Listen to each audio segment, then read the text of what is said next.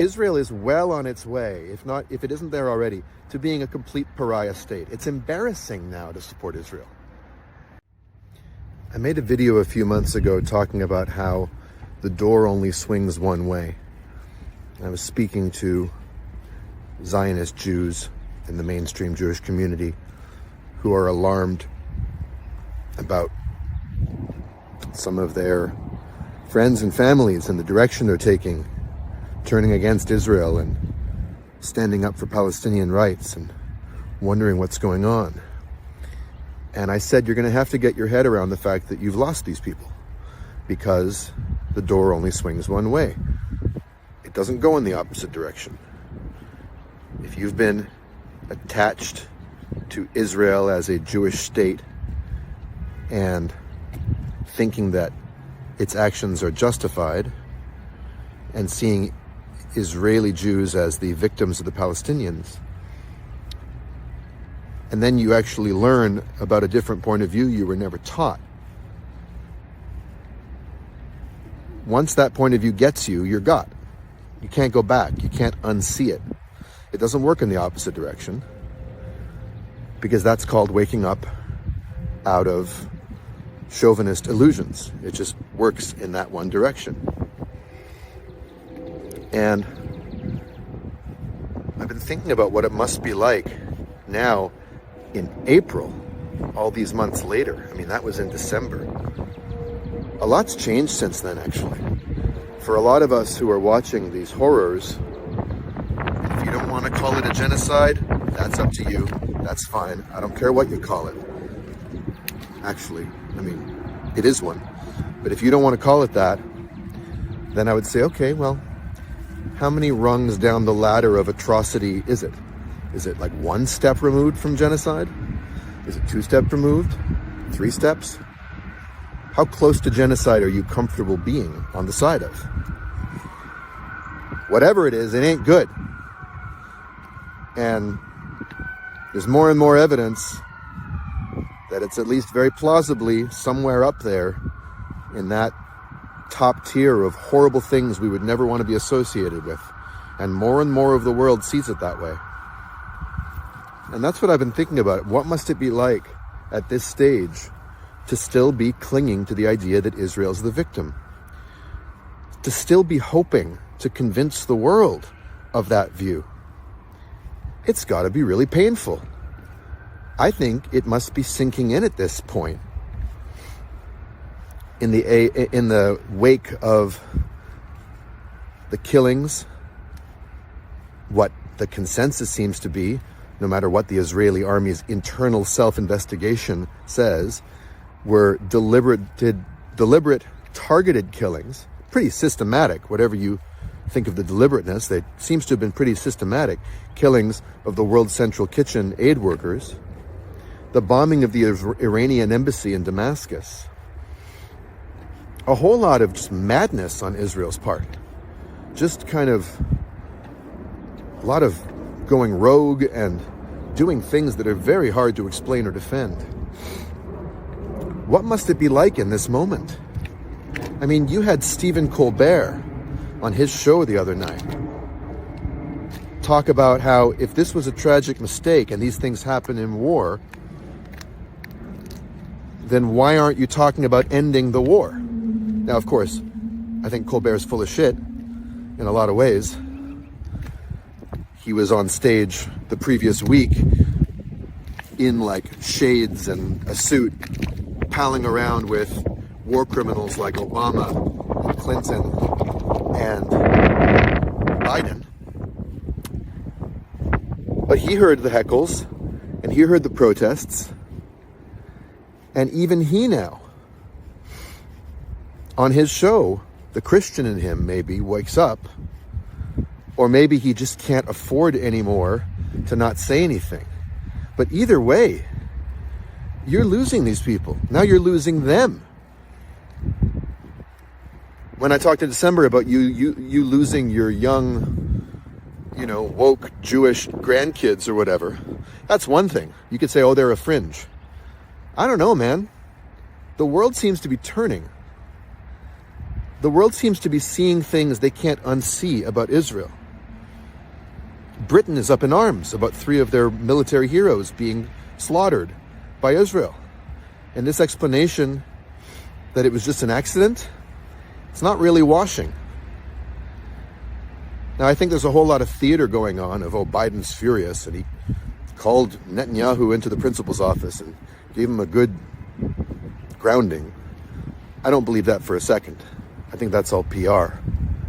But I do think that when Israel starts to lose the media class and the intellectual class and the entertainment class, which is turning against Israel or is starting to speak up, you know, I for some reason was asked to sign a letter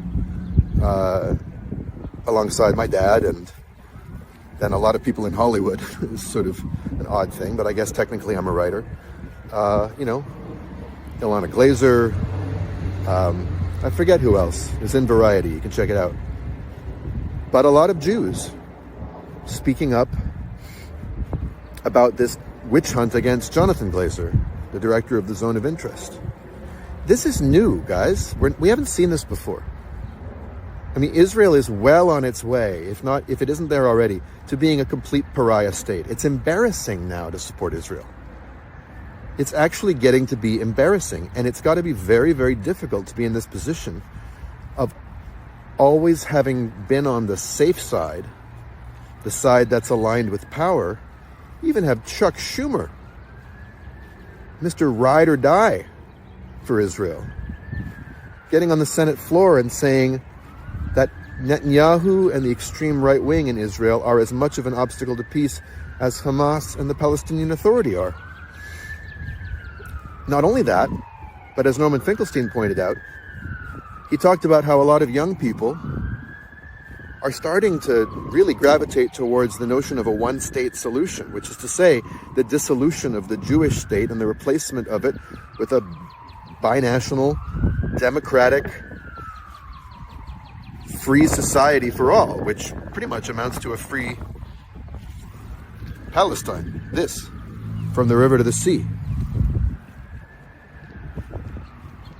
And he doesn't support that, but he didn't say it's anti-Semitic either. He didn't accuse these young people of being unreasonable. He didn't call them Jew haters. He said young people are more and more gravitating towards that, and I disagree. But essentially he was saying it's understandable. It's an acceptable position now that we have to contend with. I think if you're an Israel supporter right now, somewhere in you, you know that the game is lost. There is no going back from this. Like, really. Take the bravado of these, you know, Twitter hasbaras like Elon Levy, who continues to do it, you know, freelance without being paid for it, even ever since he's been fired, and, you know, he's so bad at it. But take these people out of the mix and their bluster and bravado. They're wind-up dolls. They have no other setting. And they have to project an era of impenetrable Zionist self-confidence. Who's going to be left after a few more months of this? Who in their right mind is going to want to be associated with this country? More and more Americans see their tax dollars going towards what's surely going to be remembered as maybe the worst atrocity of the 21st century. Up until now. The Iraq War is definitely in the running. That was a full-scale invasion and a war, and it's sort of hard to get your head around that. But this is a targeted, concentrated, in a tiny area, millions of people. We're seeing live stream starvation. Look, you can make all the arguments you want. You can justify it as much as you want. But what must it actually feel like inside right now to be reaching for these arguments while you're just losing the whole world? And Israel's doing it to itself, and you know that. We don't even have to make the case. I'm out here making these videos, doing whatever. Israel's doing its own counter-propaganda, really, with its own actions. And, you know, I wonder if Zionists at this point know how other people see them.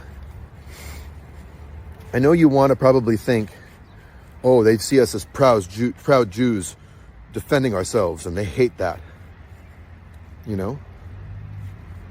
Or they see us as settler colonialists, and we're not. Well, sure, they do see you as that, and if you want to say you're not, I'm not going to try to convince you are. But you know what they really see you as? They see you as narcissists. They see you as babies. They see you as diseased, actually.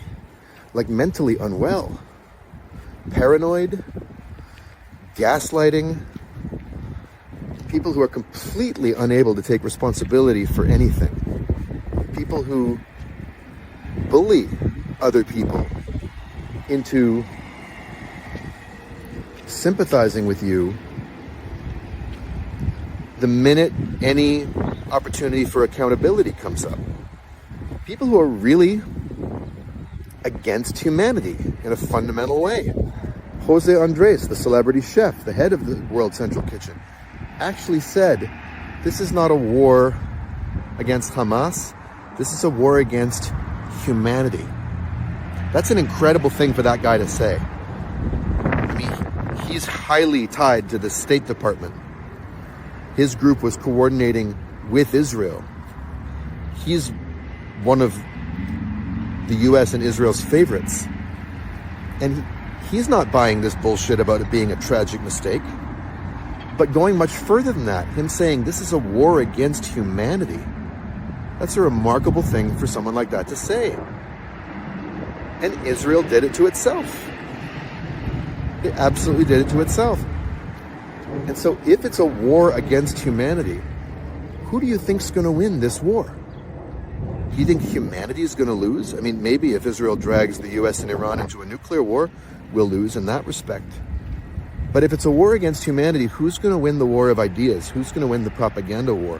Who's going to convince who? What hope in the world do you Zionists have that you're going to win anyone back or win anyone over with this stuff? How's that going for you?